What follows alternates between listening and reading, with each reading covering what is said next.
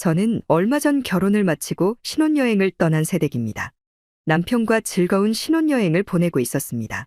이 사람 평소에 가족을 아주 아끼고 사랑한다고 생각했습니다. 남편 아버지가 일찍 돌아가셔서 외동인 남편은 어머님과 단둘이 오랫동안 생활했었거든요. 그래서 가족을 생각하는 마음이 굉장했습니다. 저랑 데이트를 하다가도 어머니한테 전화가 오면 들어가야 되는 그런 수준이었습니다. 어김없이 신혼 첫날 밤임에도 불구하고 시어머님에게 연락이 왔습니다. 그런데 남편에게 오는 게 아닌 저에게 왔다는 겁니다. 저는 굉장히 놀랐지만 담담한 청 연락을 받고 대화를 이어가기 시작했습니다. 며느라, 지금 어디니? 신혼여행은 잘 보내고 있는 거야? 너무 궁금해서 연락했단다. 네, 어머님 지금 남편하고 TV 보고 있어요. 그렇지 않아도 어머님한테 연락하려고 했는데 저희는 지금까지 밖을 돌아다니다가 숙소에 도착했어요. 이제 씻고 난 후에 조금 쉬려고 하고 있어요. 어머님도 잘 지내고 계시죠? 잘 보내기는 우리 아들 장가 보내고 나니까. 내가 정말 하루를 어떻게 사는지 모르겠어. 우리 아들 너무 보고 싶고 그래서 못 참겠다. 아들은 30년 이상 봐왔는데 하루 못 보는 게 얼마나 힘든지 너는 알고 있니? 에이, 그래도 어머님 신혼여행인데 몇 일이나 된다고 그래요. 앞으로 저랑 나가서 살면 거의 혼자 지내서야 하는데 저희가 외롭지 않게 자주 찾아뵙도록 할게요. 그러니까 너무 외로워하지 마세요. 그게 무슨 말이니 며느라. 나는 지금이 그렇다고. 너희 신혼여행 간 지역이 정확히 어디지? 저희 베트남으로 신혼여행 왔어요. 물가도 저렴해서 즐길 거리도 많고 무엇보다 유럽보다 티켓값도 저렴해서 하고 싶은 걸 뭐든지 할 수 있어요. 정말 큰 장점이라고 생각합니다. 그래? 그럼 나도 거기 한번 가봐야겠구나. 며느라, 너가 나 티켓 좀 끊어주거라. 1등석으로 부탁하고 말이야. 네? 베트남 여행을 하시겠다고요? 어머님 여기 나이 드신 분이 혼자서 여행하는데 말도 안 통하고 어려울 거예요. 저희는 그나마 나이가 젊어서 의사소통은 가능한데 어머님은 혼자 오시면 아무것도 못하고 돌아가실 거라고요. 차라리 여행사를 끼고 가시는 게 좋지 않을까요? 원하는 날짜는 또 언제시고요? 누가 나 혼자서 여행한다고 했니? 여행사가 뭐가 필요해? 너희가 지금 신혼여행 중이잖아. 내가 말하는 건 당장 내일 간다는 걸 말하는 거야. 안 그래도 요즘 심심해서 여권은 만들어 놨으니까. 며느리 너가 지금 당장 베트남으로 가는 항공권 1등석으로 하나 준비해 두거라. 네?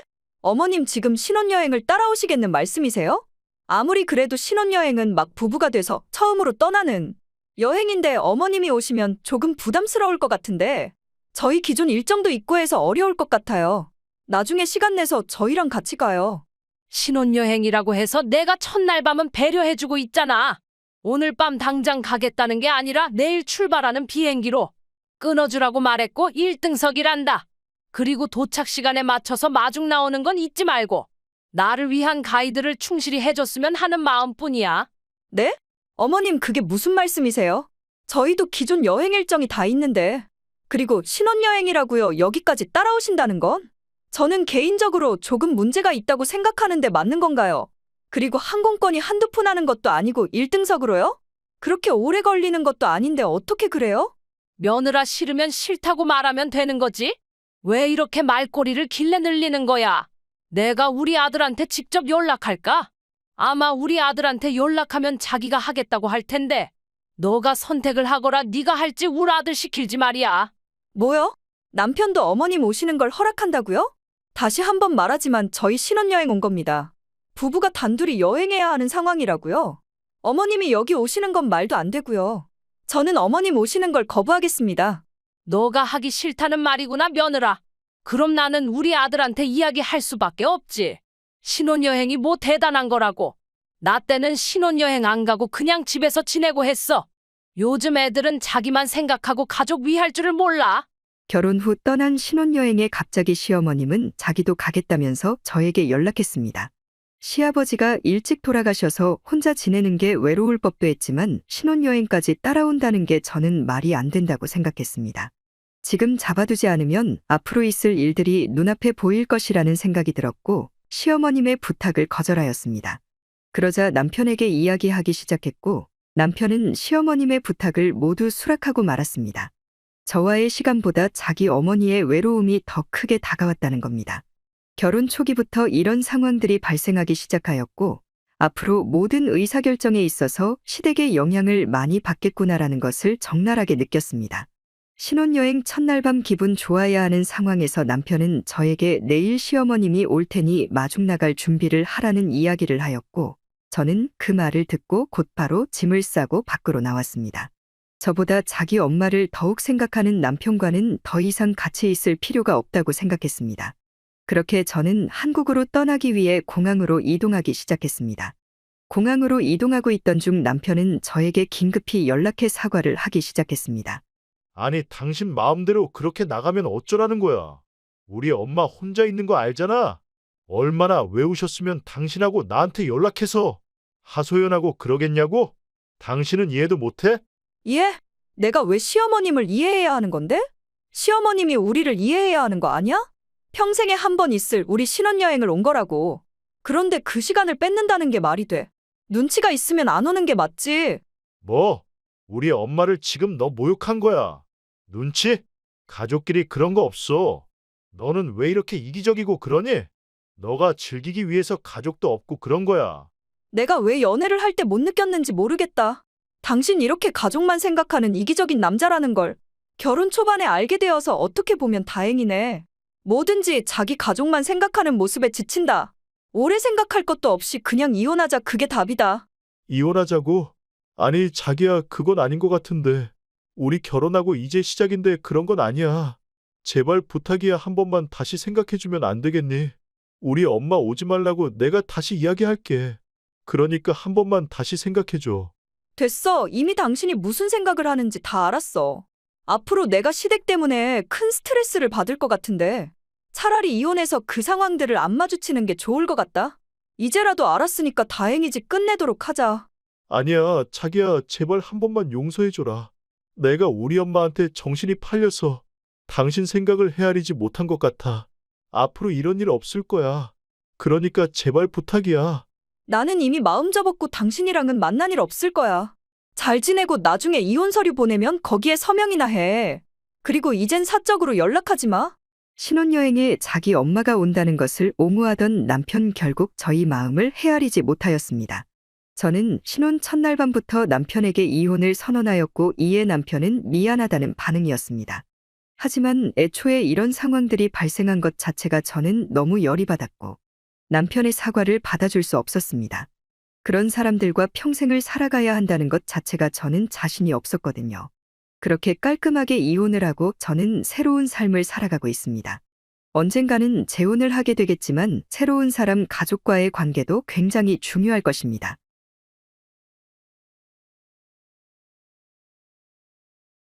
저는 결혼한 지 2년차 된 여성입니다. 어느 날 저희 아빠가 갑작스러운 교통사고를 당하면서 세상을 떠나게 되었습니다. 모든 것들이 무너지는 것만 같았고 장례식장에서 하루하루를 보내는 내내 우울했습니다. 어떻게 아버지를 잘 보내드리고 어느 날 시어머님에게 갑자기 연락이 왔습니다. 며느라, 너희 아빠가 돌아가신 것에 대해 나는 안타깝고 유감이라는 생각이 든다. 그동안 알게 모르게 많이 의존했을 거라고 생각하는데 이제는 놓아줄 때가 된 것 같다. 사람 사는 게 정말 모르는 일이고 갑작스러운 사고도 많이 일어난단다. 그래도 살아있는 사람들은 살아야지 않겠니? 그렇죠, 어머님. 갑작스럽게 사고를 당하면서 저는 엄청난 고통을 받았습니다. 아버지를 보내드리고 오는 길. 이제는 조금 진정이 되고 그러네요. 그래, 내가 인생 선배로서 이야기하지만 결국 시간이 어느 정도 지나면 해결되더라고. 너도 다른 생각하지 말고 지금 하고 있는 일에 집중해라. 그러면 조금 더 빨리 상황을 지나가게 만들 수 있을 거야. 그나저나 이번에 유산은 어떻게 되는 거니? 너 외동이니까 혼자 다 받는 거 아니니? 네, 제가 외동이라서 아버지 유산은 제가 다 받아요. 저희 엄마도 나이가 있으셔서 관리도 안 되는 상황이니까요. 그리고 사망보험금까지 제가 다 받게 될 것 같아요. 그러면 뭐 하나요? 아버지가 없는 삶은 상상도 하기 싫은데. 이렇게 갑작스럽게 돈을 받으니까 어떻게 해야 할지 모르겠네요. 그거는 걱정하지 말거라, 며느라. 대략 이번에 받는 돈이 얼마나 되는 거니? 그 금액에 따라서 내가 운용할 수 있는 방법을 알려줄 테니까 너는 걱정하지 말고 나만 따라와. 알았지? 대략 10억 정도는 되는 것 같아요. 저희 아빠가 집 사놓은 건 없으셨고 현금으로만 가지고 계셨거든요. 저는 한동안 돈을 쓰지 않고 가지고 있을 생각이에요. 지금 있는 돈만으로도 충분히 생활할 수 있거든요. 며느라, 현금이 있으면서 그냥 가지고 있는 건 정말 멍청한 생각이라는 걸 알아두거라. 100만 원, 1000만 원 정도면 놔둬도 상관없지만 억 단위 넘어가는 돈은 은행에만 넣어둬도 이자를 엄청나게 받아내는데 굳이 왜 묵혀? 그러지 말고 내 말 잘 들어보거라. 내 딸이 이번에 새롭게 회사를 차려서 시작하려고 하는데 돈이 꽤나 들어가. 그런데 앞으로 인공지능 시대에 맞춰서 한국뿐만 아니라 전 세계를 선도하는 그런 기업이 될 거야. 컴퓨터나 인공지능 서버들 사는 게 비싸서 그런데 너가 받은 돈을 내 딸한테 투자하거라. 당장 1년 안에 엄청난 떼돈을 벌 거야. 신우이가 대체 무슨 사업을 시작하길래 10억이라는 돈이나 드는 거예요? 저는 잘 몰라서 투자하기 어려울 것 같은데 어머님은 이 분야에 대해서 잘 알고 계신가 보네요. 내가 잘 알기보다는 우리 딸을 믿는 거지. 내 딸이 서울대학교 컴퓨터공학 박사 출신이잖아. 주변에 알고 있는 브레인들도 많고 세상을 선도해 나가는 사업을 하는 사람들도 많고 사업을 성공한 사람들도 많아. 너가 사업 투자해주고 가만히 있으면 우울증 걸리니까 그 회사 청소부로 일하면 딱이겠구나. 네? 그게 무슨 말이에요? 저는 지금 투자할 생각 하나도 없는데 어머님 혼자서 너무 김치국 마시고 그러는 거 아니에요? 제가 투자한다고 하더라도 그 회사에 가서 왜 청소를 하나요? 최대 투자자가 회사 청소를 하는 걸 봤나요? 나는 너 우울증 걸릴까봐 신경 써서 한 말인데 너는 괜히 발끈하고 그러는구나. 어차피 네 아버지 죽고 받은 보험금하고 유산들은 다 현금으로 가지고 있을 거잖아. 1년, 2년 후를 보고 내 딸한테 투자하라니까. 어차피 죽어있는 돈 키워주겠다는데 왜 이러는 거야? 어머님 헛소리도 정도껏 하세요. 신우이 이미 사업 한 번 하면서 집까지 해먹은 걸로 아는데 그때도 비슷한 사업하지 않았나요? 그때 빚도 조금 진 걸로 기억하는데 아직도 정신 못 차리고 그렇게 사업을 왜 이렇게 진행하는 거예요? 말만 서울대고 그냥 가능성 없는 사업가 아닌가요? 가족끼리 해야 할 말이 있고 하지 말아야 할 말이 있다. 사업이 그렇게 쉬운 줄 아니? 그리고 가족이라면 네 시누이를 도와주고 응원할 생각을 해야지. 처음부터 그렇게 잘라버리면 기분이 나겠어? 자꾸 이상한 생각하지 말고 다음 주 중으로 10억 준비해라. 그 돈으로 새롭게 시작할 거니까. 싫다면요 어떡하죠? 10억 넘겼다가는 1억도 건지기 힘들 것 같은데 성공한다는 보장도 없는 사업에 제가 왜 투자를 해야 하냐고요? 이유가 합당하면 제가 투자하도록 할게요. 이유를 한번 알려주세요. 어차피 놀고 있는 돈 투자하라고 하는데 그게 무슨 이유라도 필요한 거니? 굳이 이유를 따지자면 우린 가족이잖니. 가족끼리는 이득 따지고 그러는 거 아니야. 네 거 내 거 없고 같이 하는 게 맞는 거라고. 너는 너무 네 이득만 따지고 그러는 거 아니니? 네 시누이가 힘든데 말이야. 가족끼리는 니 거 내 거 없다고요? 어머님하고 시누이하고 저한테 해준 게 뭐가 있는데요? 맨날 잔소리만 할 줄 알지 물질적으로 지원해준 게 없잖아요. 대체 저를 위해서 뭘 했어요? 뭘 하기라도 한 거예요? 또 네 이득만 따지고 있지. 그동안은 나한테 내내 하면서 잘 따라오던 애가 돈 좀 생기더니 이제 배는 게 없는 모양이구나. 정신 차리고 지금 당장 10억 입금하거라.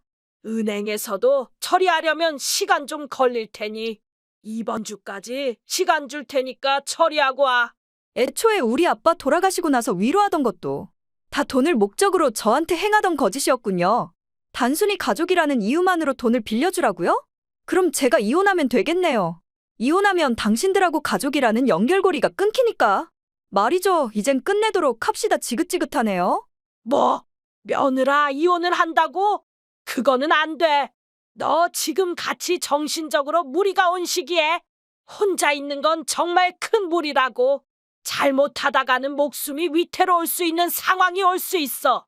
그러니까 다른 생각하지 말고 우리랑 같이 있어야 돼. 제 건강은 제가 챙길 테니까 걱정하지 마세요. 결론적으로 이혼하지 않고 10억을 뜯어가는 게 어머님 목적 아니세요?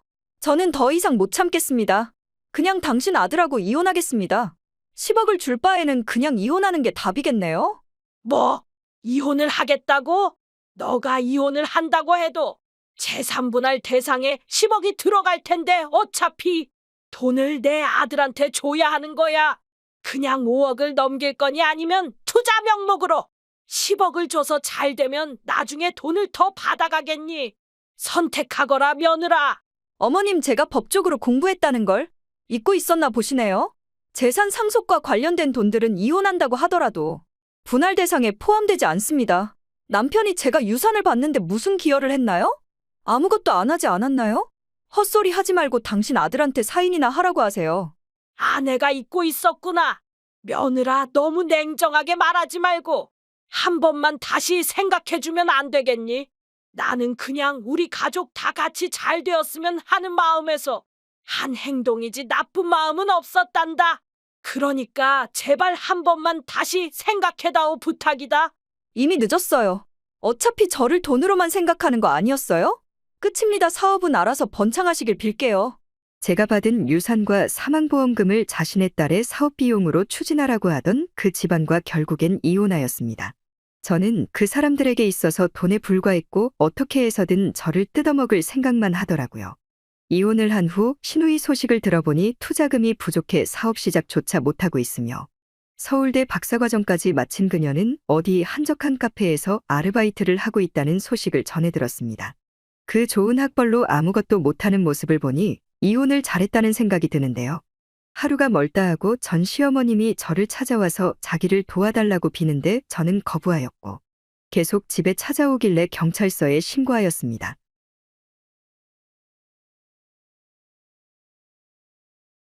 결혼을 한 후 시어머님은 저에게 자주 연락하셨습니다. 제가 친구같이 잘 대해주는 것도 있었고 문제가 생기는 부분들을 잘 해결해주기 위해 노력했거든요. 항상 어렵게 불편한 부분을 이해하고 해결해주는 제가 좋았는지 시어머님은 오늘도 어김없이 저에게 연락하였습니다. 며느라, 다른 건 아니고 내가 요즘 피아노 배우고 있다는 사실을 알고 있니? 안 그래도 요즘 집에서 연습하는데 쉽지가 않구나. 아, 어머님 피아노 배우기 시작하셨죠? 저도 예전에 어렸을 때 배웠는데 아직도 잘 쳐요. 확실히 어렸을 때 배우는 게 큰 도움이 되더라고요. 그러니 며느라, 안 그래도 요즘 전자식으로 피아노 사서 연습하고 있거든. 그런데 할아범이 맨날 시끄럽다고 말하네. 한두 번 두들기는 거 가지고 뭐가 그렇게 시끄럽다는지 모르겠어, 정말. 전자식으로 나왔어도 요즘에는 정말 잘해야 돼요. 안 그러면 층간소음이 엄청 심해지거든요. 어머님 헤드폰 끼고 사용하시는 거예요? 헤드폰? 그게 뭐니? 나는 귀가 안 좋아서 귀마개 같은 건 못 껴. 그냥 소리 최대한 올려놓고 연습하는데 이것도 소리가 작아서 가끔은 안 들리고 그런단다. 맨날 아랫집 윗집 영감들이 나보고 시끄럽다고 피아노 좀 그만 치라고 하는데 아주 죽겠어. 그럼 나는 어디서 연습하라는 건지 참. 어머님 그거 헤드폰 끼면 해결되잖아요. 요즘에 이어폰 형태로도 나와서 굳이 큰 헤드폰 안 껴도 쉽게 소리를 들을 수 있어요.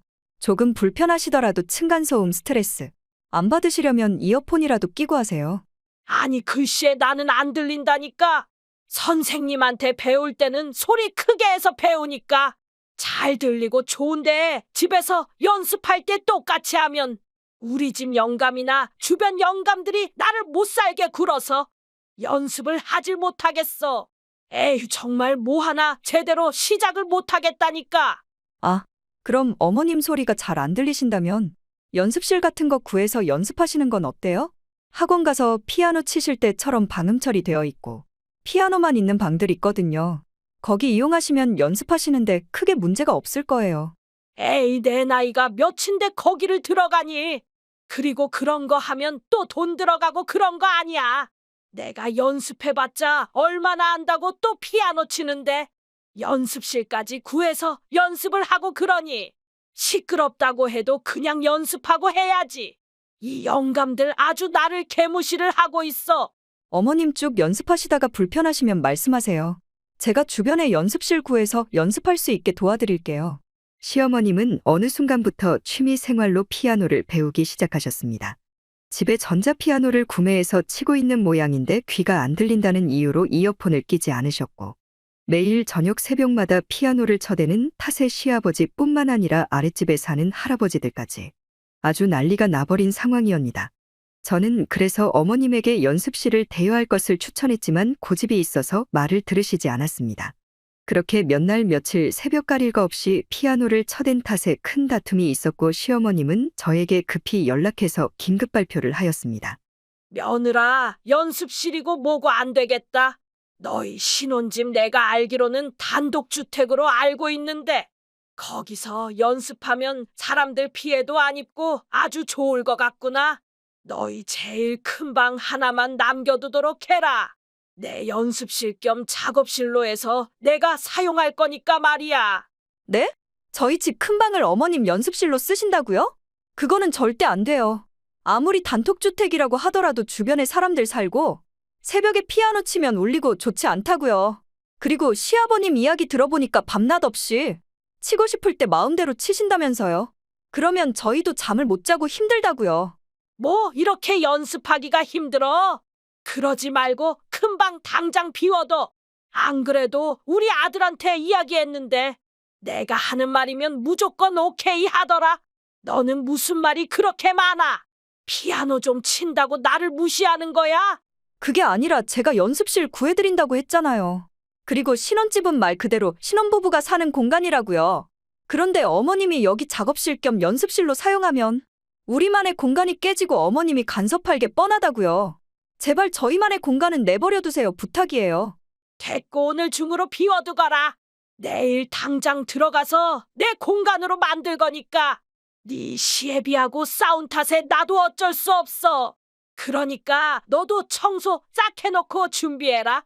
신혼집의 제일 큰 방을 자기의 연습실로 쓰겠다는 시어머니 때문에 저는 큰 스트레스를 받기 시작했습니다. 아무리 말을 하더라도 들어먹지 않았고 저는 참을 수가 없었습니다. 신혼집 저희 부모님들이 사준 집이었으며 제 맘대로 하지 못한다는 생각이 열이 받았거든요. 저는 곧 바로 친정엄마에게 연락해 해당 사실에 대해 이야기하기 시작했고, 제가 열받은 것처럼 친정엄마도 열이 받아서 시어머님에게 연락하기 시작하였습니다. 사돈 우리 딸한테 이야기 다 들었습니다. 신혼집의 가장 큰 방을 연습실로 쓴다면서요. 지금 그게 말이나 되는 소리입니까? 아이고 오래간만에 연락했네요, 사돈. 제가 연습 공간이 없어서 며느리한테 이야기했는데 된다고 하더라고요. 그래서 이번에 들어가기로 했어요. 무슨 착각을 하시는 것 같은데. 큰 방은 제가 이미 쓰고 있습니다만. 그리고 사돈 착각하지 마세요. 신혼집 돈 한 푼도 안 보태고 아들만 보냈으면 양심이 있으면 들어올 생각을 하지 말아야지. 아이고, 사돈이 거기 살고 있었어요. 처음부터 그렇게 이야기했으면 내가 안 갔지. 나도 눈치가 있는 사람이라고요. 나는 그냥 며느리가 된다고 하길래 들어가려고 했던 거지 다른 생각 없습니다. 우리 딸이 싫다고 해도 밀어붙였다는 소리가 있는데 그렇게 거짓말하면 안 되지. 사실대로 이야기하세요. 제가 사돈 아들한테 똑같이 대하면 좋겠습니까? 의견 묵살하고 내 마음대로 행동하고 말입니다. 그러면 좋아요? 말해보세요. 미안합니다. 내가 실례를 조금 했습니다. 그러면 안 되는 건데 스트레스를 받아서 이렇게 행동한 것 같네요. 사과드리도록 하죠. 사과는 저한테 할 게 아니라 제 딸한테 하시죠. 다시는 이런 일 없도록 신경 써주길 바라겠습니다. 지금 당장 제 딸한테 연락하도록 하세요. 그래요, 사돈. 제가 지금 연락해서 사과하겠습니다. 사돈한테도 미안하다고 이야기하고 싶네요. 우리 아들이 사돈 집에 얹혀 사는 거나 다름없는데 제 마음대로 행동한 부분에 대해서 말이에요. 너무 미안합니다. 그래요. 앞으로 하는 행동을 조금 신중히 해주세요. 우리 딸 나이만 먹었지 아주 어린아이랍니다. 그렇게 소리치고 강압적으로 하면 놀라거든요. 그럴 일 있으면 애들 거치지 말고 저한테 말하세요. 알겠어요. 사돈 앞으로 사돈이랑 이야기하도록 할게요. 연락은 여기까지만 하겠습니다. 저는 며느니랑 연락을 해야 돼서 이만. 저희 엄마가 시어머님을 팩트폭행으로 한마디 하였고 그렇게 당일 시어머님은 저에게 연락해서는 연신 미안하다고 사과하기 시작했습니다. 자기가 그동안 피아노에 빠져서 살다가 치지 못한다는 생각에 이성을 잃어버려 그런 행동들을 했다면서 뒤늦게 저에게 사과하면서 용서해달라고 하더군요. 정말 그날이 있고 난 후부터 시어머님은 저에게 말도 안 되는 요구를 하지 않았습니다. 만약 제가 친정엄마에게 연락하지 않았더라면 시어머님이 저희 집에 눌러 앉아서 마음대로 저를 조종했을지도 모릅니다. 저는 무슨 일이 터질 때마다 친정엄마에게 항상 도움을 요청하고 있습니다. 그때가 되면 저에게 언제나 도움을 주시는 친정엄마가 고마울 따름입니다.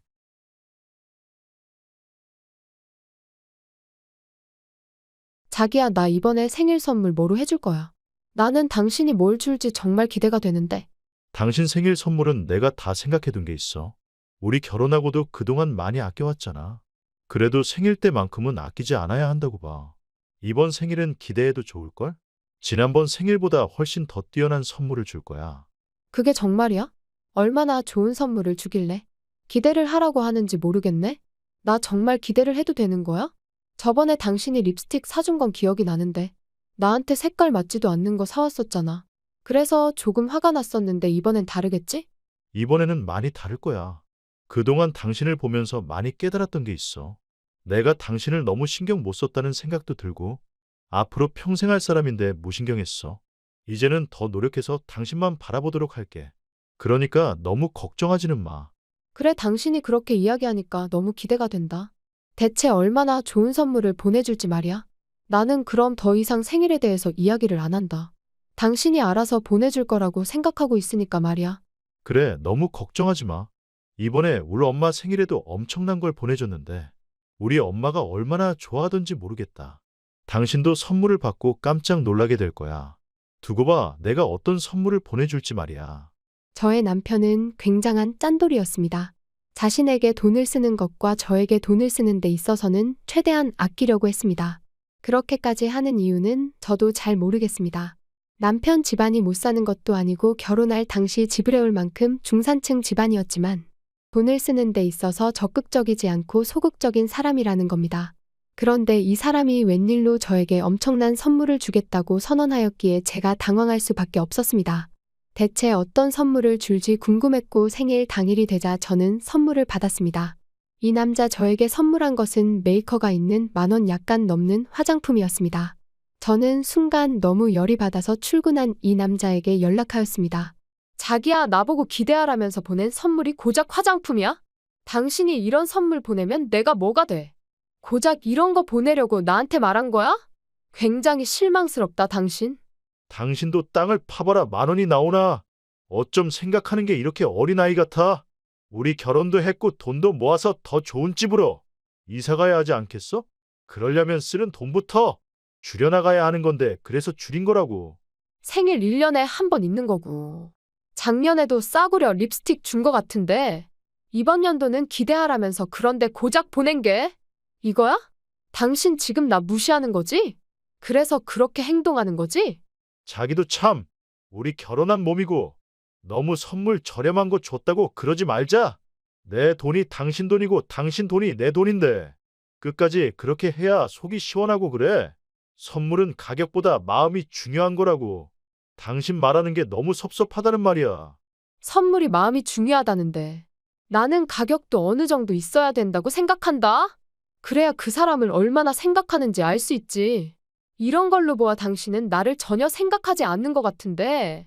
내가 당신을 생각하지 않는 건 절대 아니야. 그러니까 너무 오해하지 말고 들어. 내가 당신뿐만 아니라 나한테도 돈 많이 쓰는 거 봤어? 못 봤잖아. 그러니까 너무 그렇게 생각하지 마. 됐어. 나는 쪼잔한 남편 때문에 너무 스트레스야. 내가 불쌍하다고 느껴진다. 주변에서는 명품 신발에 가방 선물 받는다는데 나는 고작 받는 게 화장품 하나 받고 말이야. 당신을 이해하지 못하는 건 아니야. 하지만 실망스러운 건 어쩔 수 없네. 저는 남편에게 실망스러운 선물을 받고 그냥 그런 사람이라고 생각하고 넘기려고 노력하고 있었습니다. 그렇게 저는 평소와 같이 남편의 옷을 정리하고 있던 상황이었습니다. 여자의 촉이라는 게 있는데 평상시 못 느껴봤던 냄새가 난다는 것을 느꼈습니다. 순간적으로 저는 남편 바지의 주머니와 자켓 주머니를 뒤적이기 시작했습니다. 정말 이상하게도 남편 옷에서 여자의 향수 냄새가 나기 시작했습니다. 저는 수상함에 남편 주머니에 있던 휴대폰을 찾아서 본 순간 얼어붙고 말았습니다. 상간녀와 이야기 나눈 대화 리스트를 보게 되었고 남편이 상간녀에게 준 선물이 굉장히 충격적이었습니다. 불과 2주일 전 상간녀를 위해 수천만 원이나 하는 외제차를 선물한 사실을 알게 되었고 외제차를 선물한 이유는 상간녀의 생일 때문이었습니다. 남편이 바람을 피고 있다는 사실도 놀라웠지만 정말 짠돌이었던 남자가 외제차를 선물한 사실은 저를 경악하게 만들었습니다. 저는 남편에게 복수를 하기 위해 한 가지 일을 꾸미고 있었고 그 다음날 남편이 출근한 후 연락을 하였습니다. 자기야, 어제 당신 옷 세탁하면서 느낀 건데 당신 옷에서 신선한 냄새 나더라. 그래서 무슨 향수 쓰는지 궁금해서 연락했지. 당신 무슨 향수 써? 나도 그거 사주면 안 돼. 향수? 나 향수 안 쓰는데 무슨 말이야? 설마 당신 내 주머니에 있던 휴대폰 봤어? 그런 거 아니지? 안에 내용물 확인한 거 아니지? 휴대폰을 좀 제대로 잠궈두지 그랬어. 안 그래도 안에 있는 문자 내용 좀 확인했는데 새로운 여자 생겼더라. 그리고 그 여자한테 7천만 원짜리 외제차 사주고 자기 정말 통이 큰 사람 같더라. 정말? 나한테는 10,000원 조금 넘는 화장품 사주면서 내가 모르는 여자한테 외제차나 사주고 있고 당신 모습 정말 의외더라. 대박이야. 그래서 나도 당신한테 선물 하나 하려고 보냈어. 한번 확인해 보도록 해. 자기야, 그게 아니라 내가 다 설명할게. 그러니까 내 이야기 좀 천천히 들어봐. 그 여자는 회사 동료도 아무런 관계도 아니야. 그러니까 오해하지 말고 들어줬으면 해. 차를 구매한 것도 다 자기를 주려고 산 거라고. 깜짝 생일 선물이라고 할까? 그렇다고 하기엔 명의가 내게 아니던데. 취등록세까지 번호판까지 달아줬더라? 지금쯤이면 회사로 당신 선물 하나 도착했을 텐데 내가 퀵으로 보냈거든. 당신이 바로 확인할 수 있게. 그러니까 한번 열어봐. 응? 당신이 이런 걸 보냈어. 뭐야? 이혼 서류? 자기야, 아니지? 내가 오해하는 거지. 그러지 말고 다시 한번 생각해줘라. 나 당신 없으면 안 되는 거 알잖아. 제발 부탁이야. 나 없이 안 되기는 그 여자한테 사랑한다는 말 잘 아던데. 나 없이도 잘 살던데 무슨 소리 하는 거야? 이혼할 테니까 평생을 그 여자와 살아가? 나는 앞으로 당신 필요 없을 것 같아. 그리고 보낸 선물에 당신이 보낸 싸구려 화장품도 넣었어. 그거 다시 가져가. 이제 필요 없으니까. 아니야, 자기야. 이 옷만은 제발 한 번만 용서해줘. 지금 신혼집 내 명의로 되어 있는 거 당신 거로 돌려줄게. 그러니까 제발 부탁이야. 한 번만 용서해줘. 앞으로 이런 실수를 하지 않도록 할게. 내 명의로 안 돌려도 어차피 이혼하게 되면 재산 분할돼서 나는 당신 재산 좀 받을 텐데 굳이 명예 이전을 할 필요 있을까? 나한테 재산 분할할 생각하고 싫다면 변호사 선임해서 당신이 헛짓거리 안 한 것에 대해 증명해야 할 거야. 수고하고. 아니야, 제발 자기야. 나를 버리지 말고 한 번만 용서해줘. 저에게는 싸구려 물건을 선물하던 남편 알고 보니 상간녀한테는 수천만 원에 육박하는 외제차를 선물하였습니다. 외도 사실에 대해 증거를 포착한 후 남편에게 이혼하자고 선언하니 그제서야 자기가 미안하다면서 이제 자기 명의로 되어 있는 신혼집을 명의 이전해주겠다고 하더라고요. 하지만 이혼하게 되면 어차피 재산 분할을 받게 될지라 저는 상관없었습니다. 그렇게 남편의 외도 사실이 인정되어 이혼하게 되었고 반절 이상의 재산을 분할받게 되었습니다. 또잔한 남자 저에게 재산을 넘겨주면서도 주기 싫어서 어떻게 해서든 조금 주려고 노력하던 그 남자. 씀씀이가 적고 찌질한 남자는 만나지 않는 게 좋을 듯 싶습니다.